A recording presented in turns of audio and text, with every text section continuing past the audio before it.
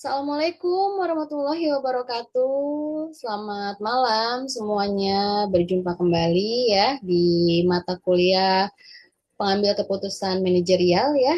Untuk malam hari ini sama seperti minggu lalu, perkuliahan kita melalui video pembelajaran ya.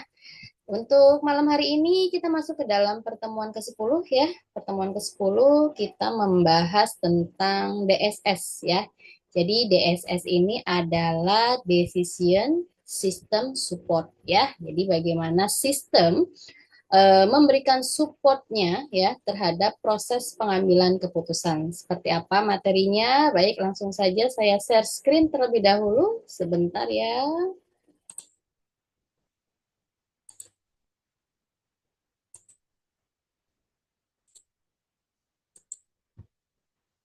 Oke, baik.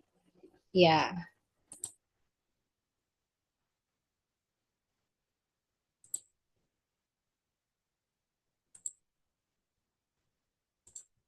belum terlihat ya. Tunggu sebentar.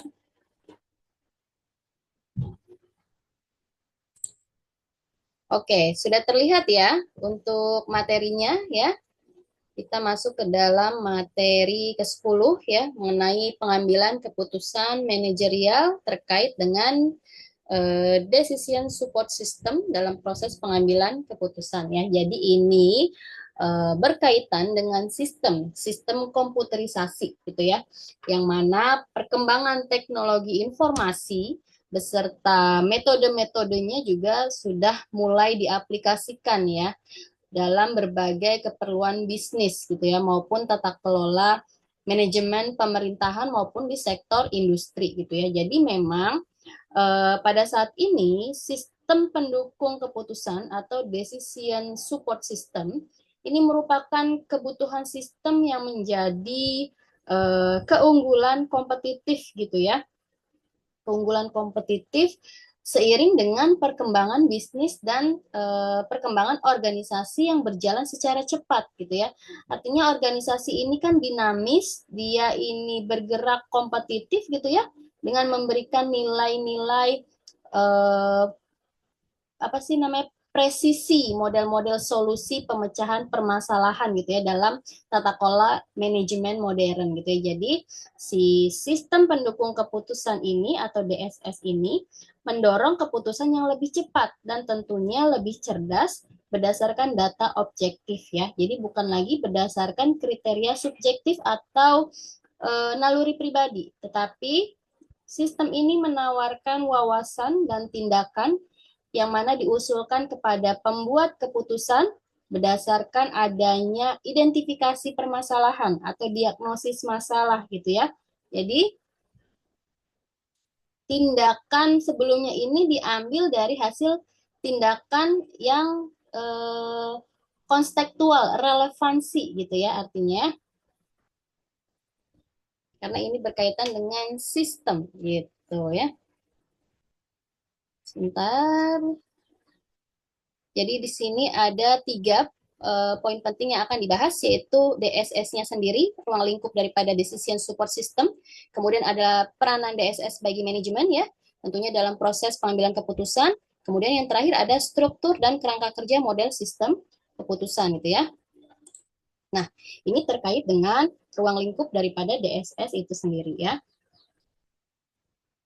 Jadi, pengertian DSS ini adalah sistem pendukung keputusan terkait dengan program yang terkomputerisasi yang digunakan untuk model bahan untuk mendukung penentuan, penilaian, dan tindakan pemilihan solusi dalam organisasi atau bisnis.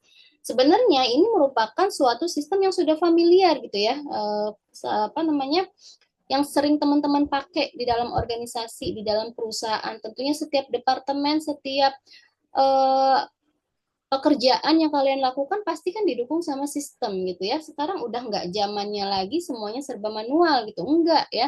Karena sekarang sudah tersistem, karena ini menjadi sebuah kebutuhan di dalam suatu organisasi. Karena sistem ini ternyata memang memberikan bantuan gitu ya, lebih cepat dalam proses kegiatan apapun yang dilakukan di dalam organisasi.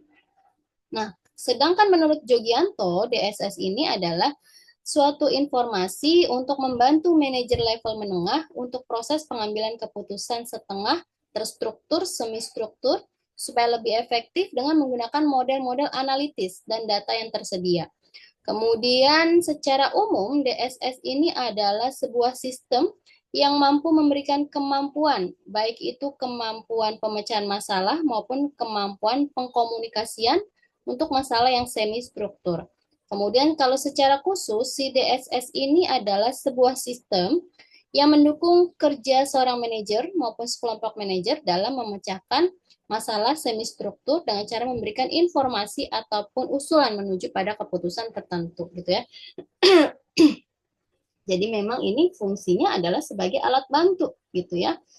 Jadi dalam DSS digunakan suatu model sebagai dasar pengembangan alternatif yang tentunya berkaitan dengan sifat permasalahan yang harus dipecahkan, itu semi struktur atau bahkan tidak struktur gitu ya. Serta bagaimana komputer ini bisa memberikan manfaat gitu ya dalam proses penunjang kegiatan organisasi ya. Nah, kemudian menurut Turban, komponen sistem penunjang keputusan dapat dibangun dari subsistem sebagai berikut ya. Ini nanti saya kirim ininya ya, materinya. Jadi nanti kalau misalkan sekiranya kekecilan bisa diperbesar aja gitu ya. Karena kebetulan ini saya bukanya itu melalui PDF Google Chrome ya, karena PowerPoint-nya nggak bisa di slideshow ya. Jadi terpaksa pakainya berupa PDF ini ya. Oke, lanjut. Jadi menurut si Turban ini, sistem penunjang keputusan ini dapat dibangun dari beberapa subsistem. Yang pertama ada subsistem manajemen data, ya.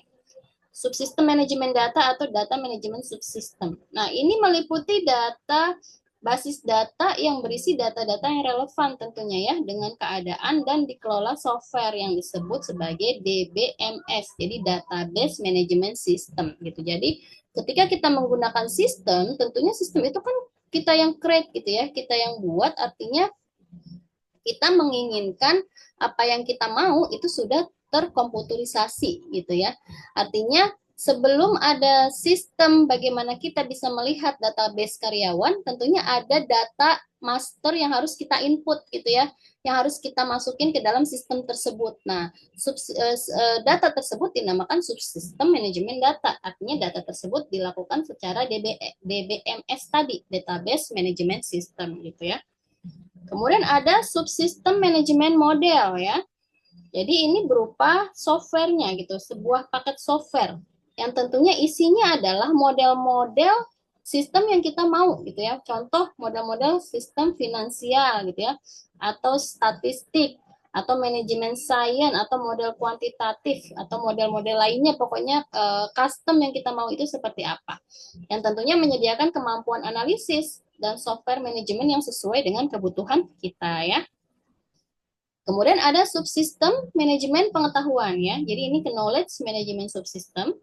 Yang mana ini merupakan sebenarnya subsistem opsional gitu ya, yang dapat mendukung subsistem lain gitu ya, dan berlaku sebagai komponen yang bisa berdiri sendiri gitu. Jadi dia ini independen gitu ya.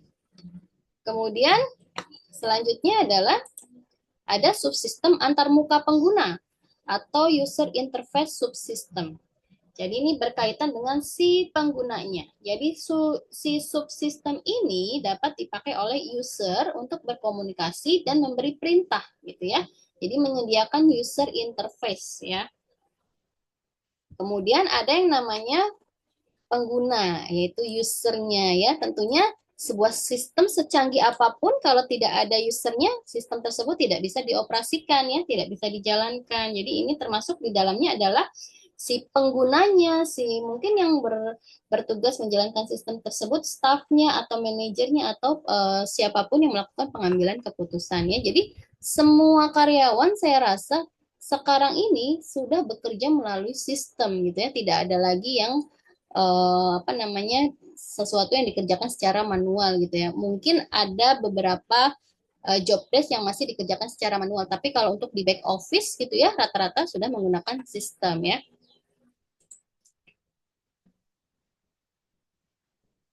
Nah, kemudian sedangkan menurut Jugianto, komponen sistem penunjang keputusan ini terdiri dari 3 komponen utama. Yang pertama ada dialog management atau user interface ya.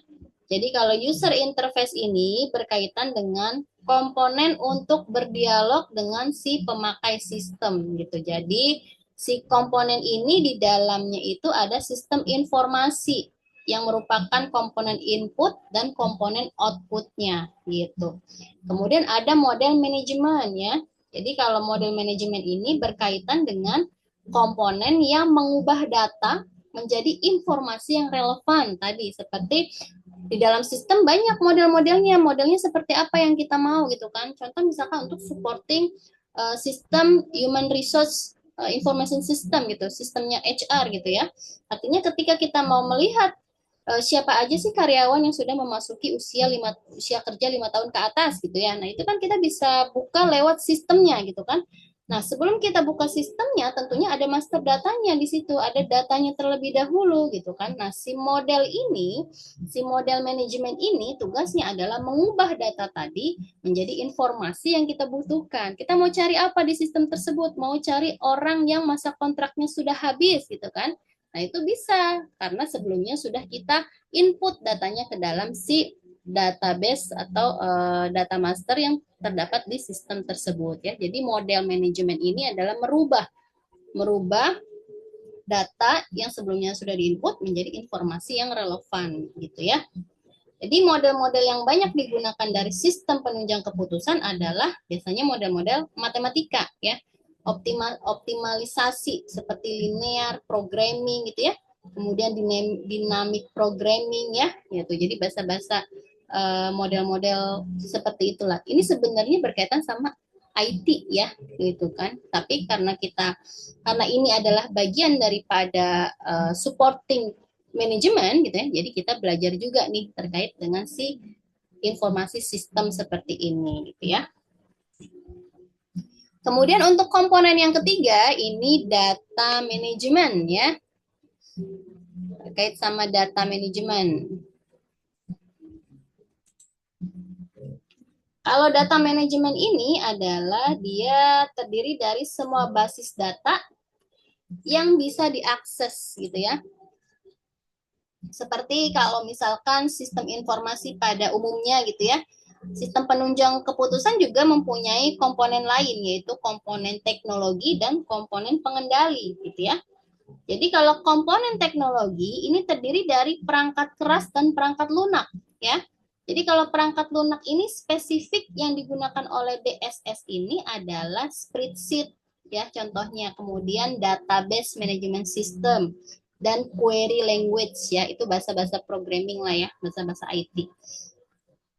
Nah, itu terkait dengan tiga komponen utama dalam sistem penunjang keputusan atau sistem atau DSS ya, Decision Supporting System ya. Ya, jadi sebelumnya saya mohon maaf apabila di dalam video ini terdapat suara-suara yang bocor gitu ya, suara-suara lagu dan sebagainya gitu ya, karena memang kondisinya sedang tidak kondusif gitu ya. Ya, jadi mohon maaf kalau terdapat suara lain di luar suara yang sedang saya sedang kalian dengar gitu ya, terkait dengan materi. Selain materi mungkin kalian mendengar suara-suara musik gitu ya, jadi mohon maaf gitu ya. Kemudian ada yang namanya decision analysis model ya. Jadi sistem pendukung keputusan ini memang program komputerisasi gitu ya yang digunakan untuk mendukung penentu, kemudian penilaian dan tindakan bahkan solusi gitu ya di dalam organisasi atau bisnis gitu. Jadi memang DSS ini menganalisis data dalam jumlah yang cukup besar ya, mengumpulkan informasi yang komprehensif tentunya ya, yang dapat digunakan untuk memecahkan masalah dan dalam proses pengambilan keputusan juga ya. Jadi memang pada saat ini organisasi bisnis gitu ya, memang sudah harus mengaplikasikan gitu berbagai sistem informasi yang berbasis komputerisasi gitu ya, karena memang ini sebagai supporting gitu untuk mempercepat ya dan mempermudah dalam proses pengambilan keputusan gitu ya. Nah, di sini ada apa namanya hierarki sistem informasi bisnis gitu ya, yang mana ini berkaitan dengan posisi sistem penunjang keputusan ya. Yang pertama tentu ada, sebenarnya ini ada 4 ya, jadi ada 4 layer gitu ya, ada 4 level ya, di mana operation ya ini menjadi penggerak dan ujung tombak strategis pelaksanaan visi, misi, dan tujuan gitu ya daripada dinamika organisasi dan manajemen bisnis gitu ya. Kemudian ada taktik ya, jadi ini berkaitan sama lini pelaksanaan fungsi manajemen ya, yang terdiri dari aktivitas perencanaan, pengorganisasian, pengawasan, pelaksanaan, dan evaluasi seluruh aktivitas rutinitas organisasi dan manajemen ya. Kemudian ada strategik ya, jadi strategik ini merupakan aktivitas organisasi dan manajemen untuk menerapkan strategi atau metode-metode gitu ya untuk mencapai tujuan daripada si organisasi. Kemudian yang terakhir adalah direktif ya. Jadi ini para pengambil keputusan atau biasanya pelaku pengambil keputusan, owner atau direksi gitu ya atau manajer dari suatu organisasi ini tentu akan memutuskan langkah-langkah strategis dalam penanganan suatu model permasalahan ya. Nah, itu terkait sama decision analysis model ya, hierarki daripada DSS ya. Jadi memang karena perkembangan teknologi komputer semakin tidak terkendali gitu ya, artinya semakin pesat gitu ya. Dan ini juga harus diikuti oleh perkembangan teknologi komunikasinya yang memang merupakan infrastruktur utama gitu ya, yang menyediakan kemampuan teknologi komputer maupun input maupun outputnya gitu ya dalam proses membantu berjalan lancarnya kegiatan operasional di dalam organisasi ya. Jadi yang namanya perkembangan hardware komputer gitu ya, itu juga harus diimbangi dengan perkembangan softwarenya gitu ya. Jadi hal ini juga bisa menjadikan komputer itu sebagai sesuatu yang fleksibel dan mudah dipakai gitu ya, mudah digunakan di berbagai bidang gitu, serta biayanya juga ya semakin efisien dan lebih efektif tentunya dalam proses pencapaian tujuan ketika pekerjaan kita semuanya terintegrasi dalam satu sistem gitu ya. Karena memang salah satu penggunaan komputer adalah untuk membantu manajemen ya dalam membuat keputusan gitu. Jadi sistem ini sebagai penunjang keputusan gitu ya. Nah, kemudian penggunaan DSS atau Decision Support System dalam suatu perusahaan menjadi penting karena kemampuannya membantu manajemen dalam proses pembuatan keputusan ya. Yang pertama tentu ada sistem informasi ya. Ada sistem informasi. Jadi secara umum sistem informasi ini merupakan suatu kumpulan dan komponen-komponen dalam perusahaan yang tentunya ada hubungannya dengan proses penciptaan dan distribusi daripada si informasi gitu ya. Jadi yang namanya sistem informasi ini berkaitan sama hardware ya, sama software, sama brainware gitu ya.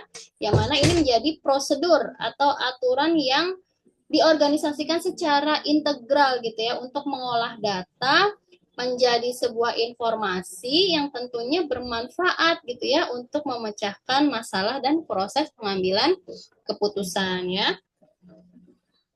Jadi sebuah sistem informasi ini merupakan suatu kumpulan gitu ya daripada si komponen-komponen tadi yang memang berhubungan dan mendukung dengan fungsi pengumpulan kegiatan memproses gitu ya, kemudian kegiatan menyimpan, kegiatan mendistribusikan informasi gitu. Yang mana hasil dari proses tersebut tentunya digunakan oleh pihak manajemen sebagai suatu dasar dalam pembuatan keputusan organisasi ya. Selain itu, sistem informasi yang baik juga dapat membantu dalam hal menganalisis visualisasi masalah dalam menciptakan inovasi ya.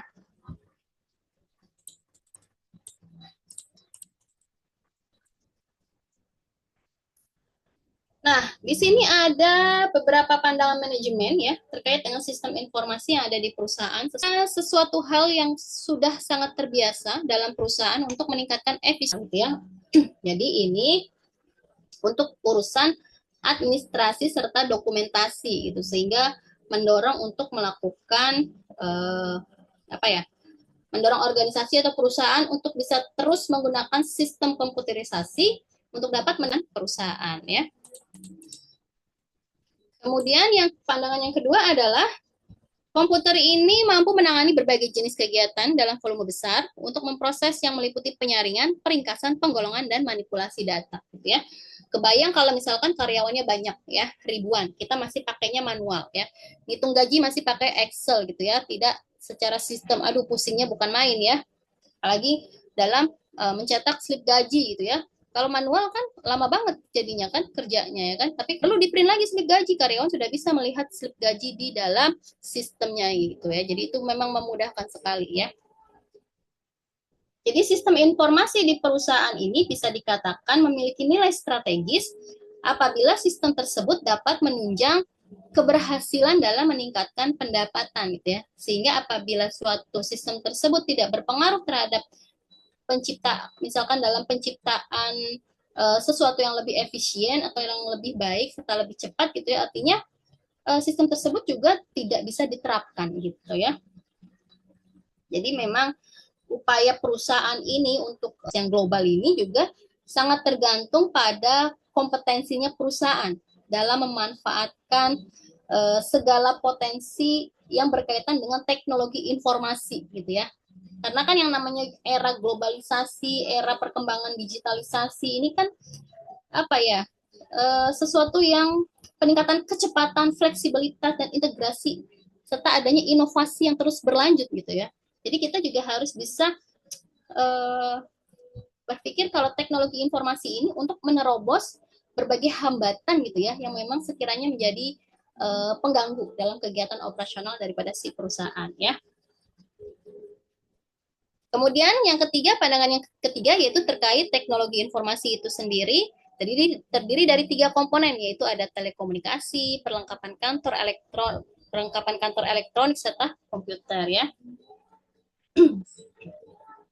Jadi peranan daripada decision support ini atau sistem pendukung keputusan ini tentunya digunakan oleh para manajer sebagai alat bantu ya untuk membuat keputusan. Jadi bukan sebagai pengganti manajer gitu ya. Sehingga keputusan apapun tetap berada di tangan manajer ya.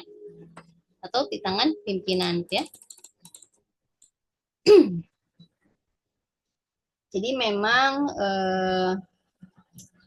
sistem ini dipakai untuk lebih efektif gitu ya, untuk lebih efektif dan efisien gitu ya, tentunya dengan menggunakan model-model analisis ya yang berada di dalam sistem tersebut ya. Kemudian menurut Budi Sutejo dengan mengacu pada pendapat Peter Kin ya, terdapat 3 tujuan utama yang harus dicapai oleh DSS ya. Tujuannya apa aja? Yang pertama adalah membantu manajer ya. Jadi DSS ini membantu manajer membuat keputusan untuk memecahkan masalah semi struktur yang merupakan tempat sebagian besar masalah berada ya. Yang kedua adalah mendukung penilaian manajer. Jadi di mana komputer ini dapat ditetapkan pada bagian masalah yang struktur ya.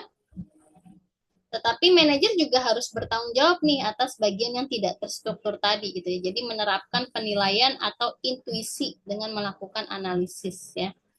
Kemudian yang ketiga meningkatkan efektivitas pengambilan keputusan. Jadi di mana manajer ini mungkin saja menghabiskan waktu ekstra untuk menyelesaikan permasalahan demi tercapainya efektivitas gitu ya.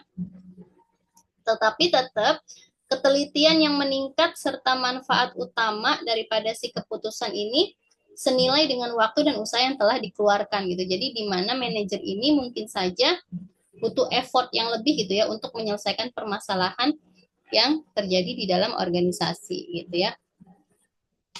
Jadi dengan adanya sistem bisa mengurangi effort-effort yang sudah dikeluarkan gitu ya. Jadi bisa lebih efektif dalam proses pengambilan keputusannya.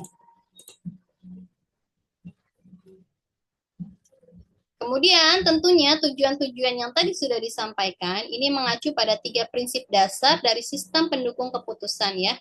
Ada yang namanya struktur masalah untuk masalah yang struktur ya.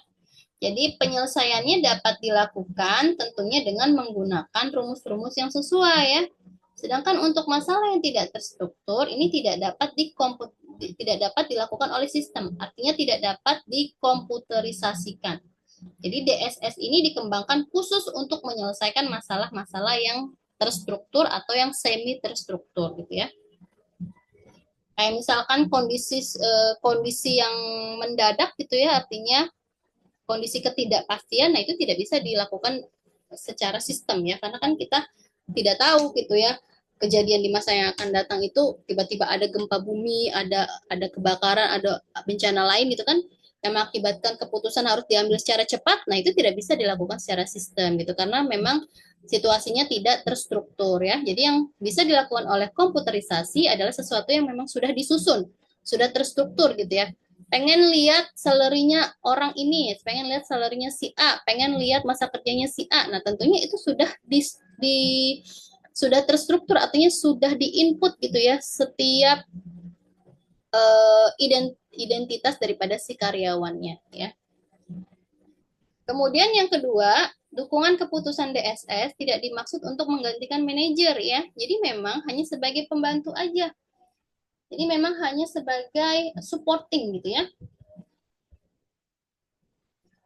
Jadi manajer dan komputer ini sebenarnya bekerja sama sebagai sebuah tim dalam pemecahan masalah semi struktur. Jadi manajer ini atau pimpinan ini hanya sebagai user ya, user dalam penggunaan sistem. Yang mana tentunya harus mengerti juga ya dengan sistem yang sedang dipakai gitu. Jadi jangan sampai dia sebagai user nggak paham juga penggunaan sistem tersebut. Ya sama juga ya, tidak berfungsi, tidak berjalan dengan efektif nantinya kegiatan yang dilakukan ya. Kemudian ada efektivitas keputusan. Tujuan utama dari DSS bukanlah mempersingkat waktu pengambilan keputusan, tetapi agar keputusan yang dihasilkan dapat lebih baik ya. Jadi struktur DSS ini adalah data dan informasi yang dimasukkan ke dalam database gitu ya. Kayak misalkan setiap ada karyawan baru, nah itu kan semua yang tercantum di portofolio atau yang tercantum di CV itu harus kita input ke dalam database. Supaya apa? Supaya muncul di sistemnya ya. Dan isi daripada database ini juga ditentukan oleh 3 subsistem perangkat lunak gitu ya. Nah, ini ya, struktur DSS ini adalah data dan informasi yang dimasukkan ke dalam database ya. Yang mana dibantu oleh 3 subsistem perangkat lunak. Yang pertama adalah perangkat lunak penulis laporan ya. Jadi menghasilkan laporan periodik maupun laporan khusus, yang mana laporan periodik ini disiapkan sesuai jadwal tertentu. Contohnya analisis penjualan bulanan menurut pelanggan ya. Banyak juga contoh-contoh lainnya ya yang terkait dengan penggunaan sistem ya. Tentunya kalian juga sudah paham lah ya gimana perangkat lunak ini dalam proses penulisan laporan ya. Kemudian ada model matematika ya, yang mana ini menghasilkan informasi sebagai hasil dari simulasi yang melibatkan satu atau beberapa komponen dari sistem fisik perusahaan ya. Jadi model matematika ini adalah jenis model yang berperan penting gitu dalam DSS. Jadi salah satu keuntungan bagi manajer yang menggunakan model matematika adalah adanya kecepatan dalam mengevaluasi dampak keputusan dalam jangka waktu yang singkat gitu ya. Di mana dalam hitungan menit dapat dibuat simulasi operasi perusahaan untuk beberapa bulan ke depan gitu. Contoh kayak misalkan sistem pengerjaan salary ya. Contoh perhitungan gaji gitu kan. Kalau misalkan lewat manual kan lamanya bukan main gitu ya. Tapi karena dengan adanya sistem ya, terutama terkait dengan subsistemnya adalah model matematika, artinya dia bisa mengkalkulasi itu kan. Seseorang yang hadirnya sekian hari itu ya, berapa salary yang harus didapat per bulan dengan adanya penambahan uang lembur, dengan adanya penambahan uang transport dan uang makan. Nah, itu semuanya dikalkulasikan lewat sistem karena adanya model matematika tadi. Jadi dia sudah otomatis terhitung gitu ya. Dan tetap harus ada pengawasan daripada si usernya. Karena yang namanya sistem itu kan buatan ya. Bisa saja sistemnya juga trouble ya, error ya, apalagi sistemnya itu yang berkaitan sama penggunaan internet ya. Jadi harus kenceng internetnya ya. Jadi jangan sampai orang lagi HRD lagi proses gaji internetnya mati gitu ya. atau servernya error. Nah, itu bisa luar biasa ya nanti ya.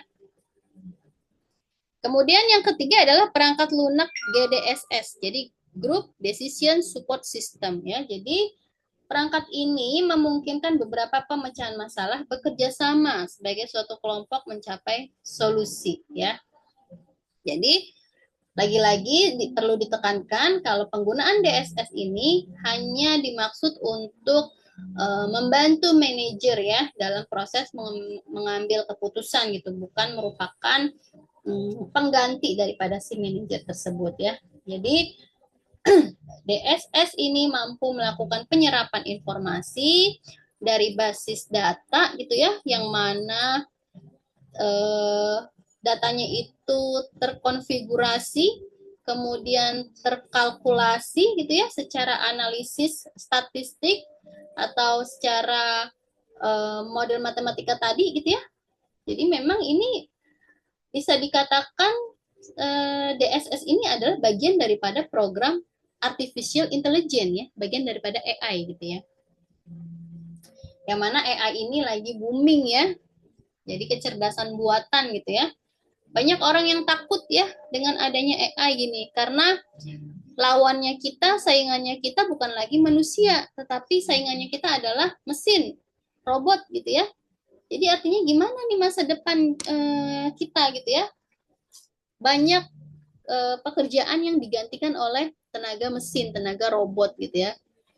Jadi banyaklah ketakutan-ketakutan anak muda sekarang ya terkait dengan adanya penggunaan AI. Meskipun AI itu adalah sebenarnya sangat membantu ya, sangat membantu, semuanya serba ada gitu ya di dalam AI ya.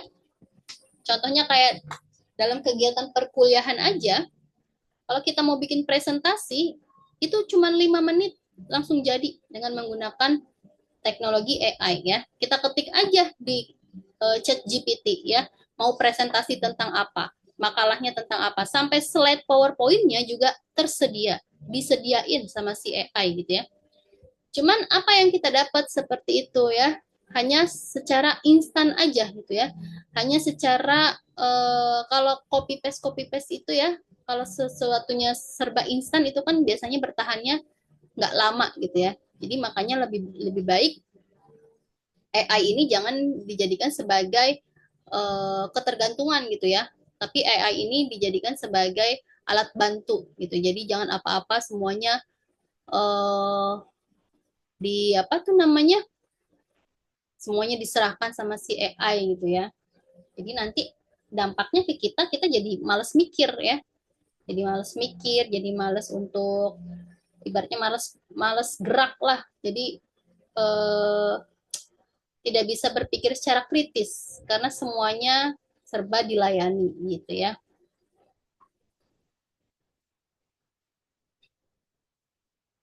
Jadi kalau seorang uh, decision maker ya menggunakan DSS ini tentu akan memperoleh laporan dari sistem laporan yang relevan gitu ya. Jadi apa namanya? Tentunya laporannya juga akurat juga ya. Tapi sebenarnya akurat apa enggak gitu ya. Balik lagi sih terhadap si usernya gitu ya, dari si penggunanya gitu. Kalau sistem itu bisa dimanipulasi ya kan, artinya kan usernya kan juga bisa melakukan kecurangan terhadap sistem itu ya kan. Jadi berkaitan sama relevan apa enggaknya balik lagi sama si usernya, penggunanya. Tentunya kita dalam bekerja juga harus memperhatikan yang namanya integritas ya. Jadi harus memperhatikan nilai-nilai moral gitu ya yang ada di dalam sebagai bekal kita dalam melakukan pekerjaan ya.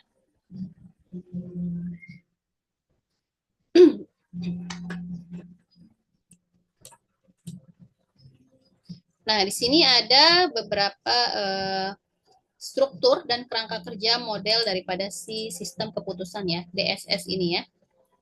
Nah, ini ada basic data ya, kemudian ada basic model ya, di mana basic data ini master data yang kita punya gitu ya. Master datanya kita harus bikin dulu sebelum kita input di dalam sistem gitu ya. Kemudian basis modelnya yang namanya sistem. Sistem itu kan namanya kecerdasan buatan kita yang bikin gitu ya. Kita mau seperti apa custom terhadap sistem tersebut ya. Mau ada komponen apa-apa aja dalam sistem yang mendukung job desk kita gitu ya. Kemudian nanti si basic datanya ini menjadi manajemen basis data, yang modelnya ini menjadi manajemen basis model. Kemudian secara sistem terintegrasi ya menjadi sebuah informasi gitu ya, menjadi sebuah informasi yang bisa dipakai oleh si user atau pemakai ya dalam menunjang kegiatan proses pengambilan keputusan atau kegiatan operasional perusahaan lainnya ya. Nah, di sini komponen yang pertama tadi subsistem basis data, yang mana ini merupakan komponen DSS penyedia data bagi sistem gitu ya.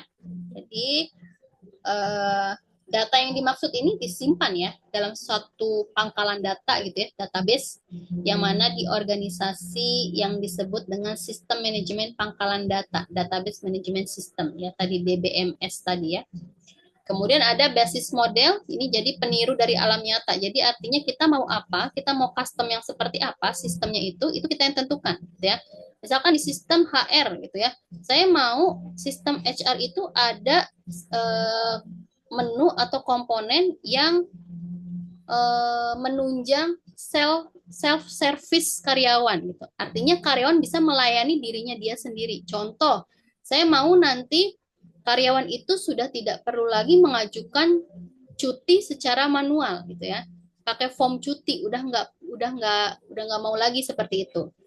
Jadi saya pengen semua karyawan bisa self service, artinya proses pengajuan cutinya bisa dilakukan by system, yang mana langsung masuk ke dalam sistemnya si manajer ya. Kemudian manajer nanti meng-ACC ketika itu sudah disubmit oleh si karyawan, kemudian nanti setelah di ACC balik lagi ke si karyawan, sudah dapat ACC manajer, kemudian karyawan submit lagi ke bagian HRD-nya. Jadi saling terintegrasi gitu ya. Jadi sudah tidak ada lagi tuh form fisik dalam pengajuan cuti. Itu contoh ya, contoh daripada custom sistem yang kita mau. Artinya subsistem basis dialog model ini berkaitan dari peniru dari alam nyata. Artinya kita maunya apa, diaplikasikan ke dalam sistem tersebut ya.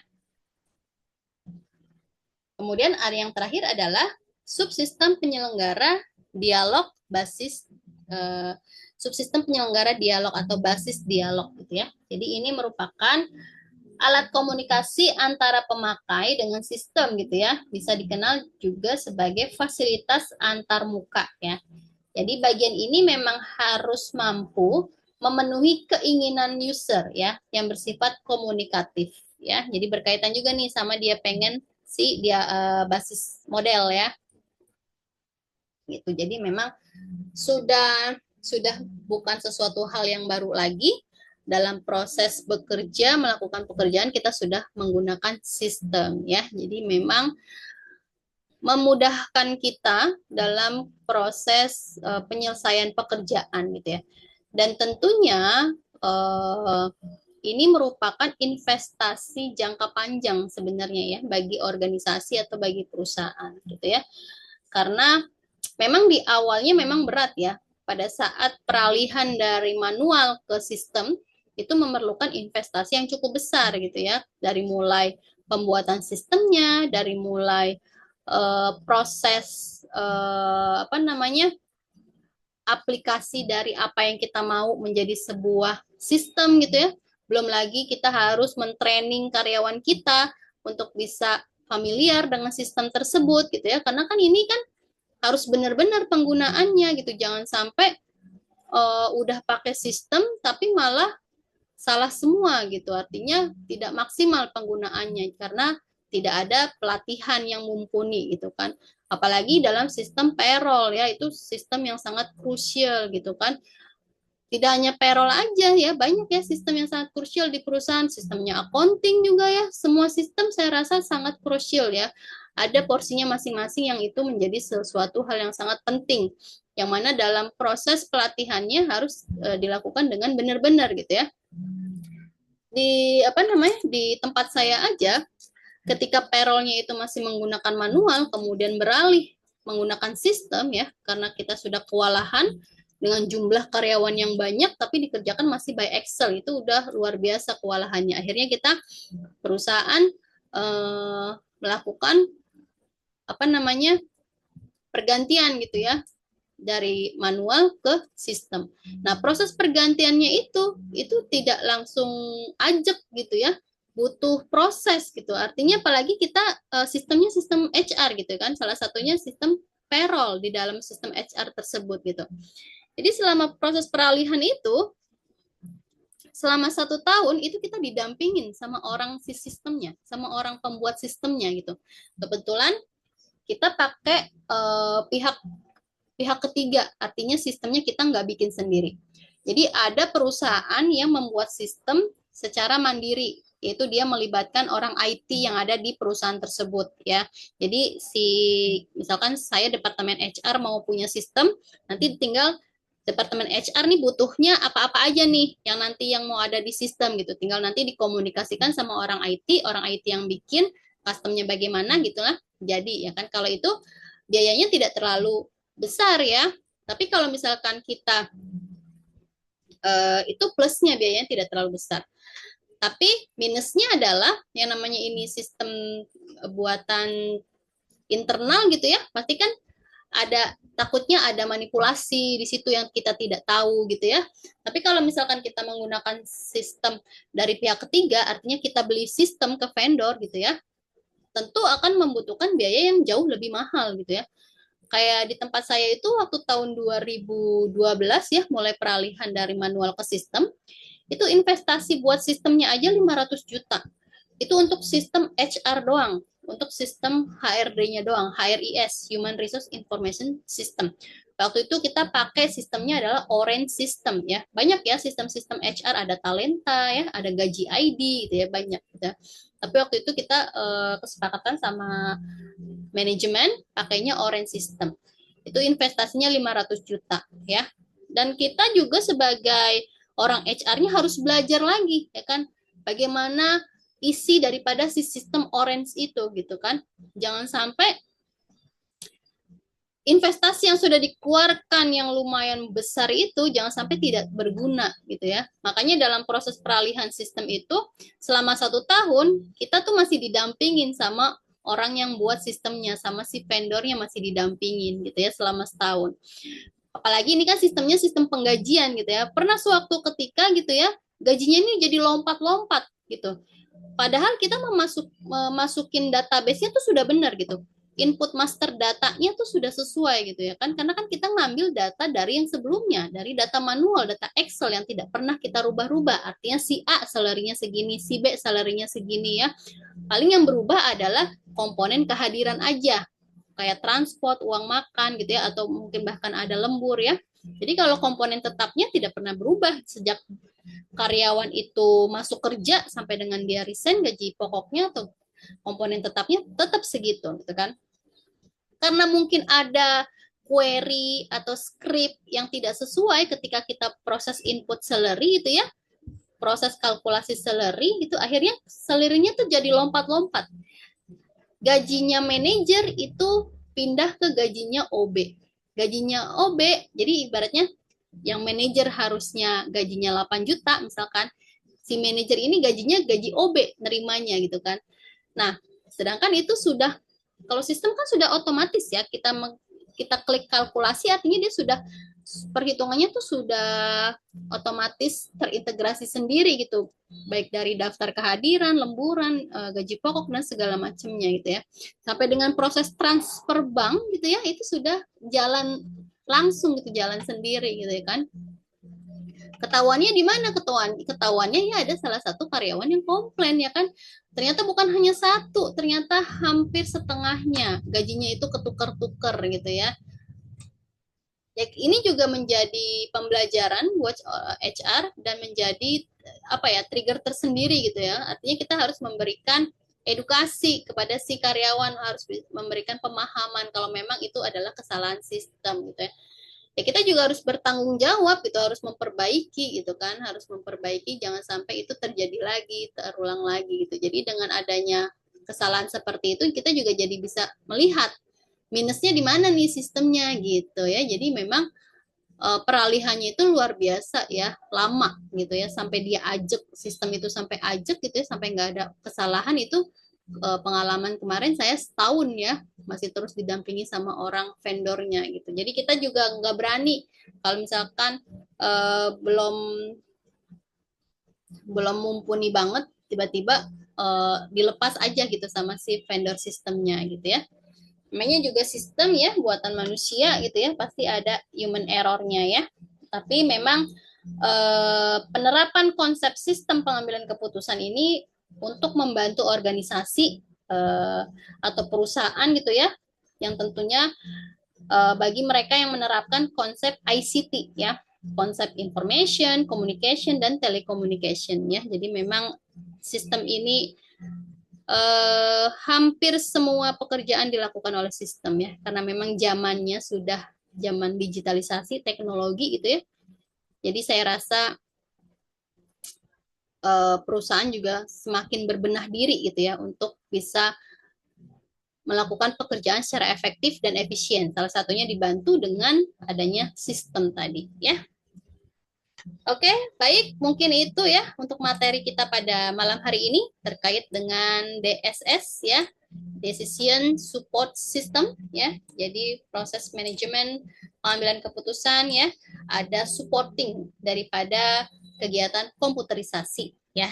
Tentunya ini sebagai pihak yang membantu dalam menyelesaikan pekerjaan-pekerjaan yang berkaitan dengan operasional atau manajemen dalam perusahaan ya. Oke, baik. Mungkin sebentar saya stop dulu share-nya. Oke, seperti biasa kita lanjutkan di forum diskusi ya untuk terkait pembahasan pada malam hari ini. Seperti biasa nanti saya akan melempar permasalahan, kemudian kalian tanggapi ya. Nanti kita diskusi di forum diskusi ya. Kehadiran seperti biasa akan saya hitung berdasarkan yang sudah menyimak dalam video pembelajaran dan juga yang sudah menanggapi forum diskusi ya. Jadi yang paling utamanya adalah di forum diskusinya ya. Jadi kalau misalkan tidak ada tanggapan di forum diskusi, maka saya anggap tidak hadir ya, tidak mengikuti proses pembelajaran pada malam hari ini ya. Oke, baik, semoga dapat dipahami untuk materi pada malam hari ini. Sampai bertemu di forum diskusi dan sampai berjumpa lagi di minggu depan di dalam mata kuliah yang sama melalui video pembelajaran terkait dengan materi berikutnya ya. Baik, selamat malam. Assalamualaikum warahmatullahi wabarakatuh ya. Izin live ya.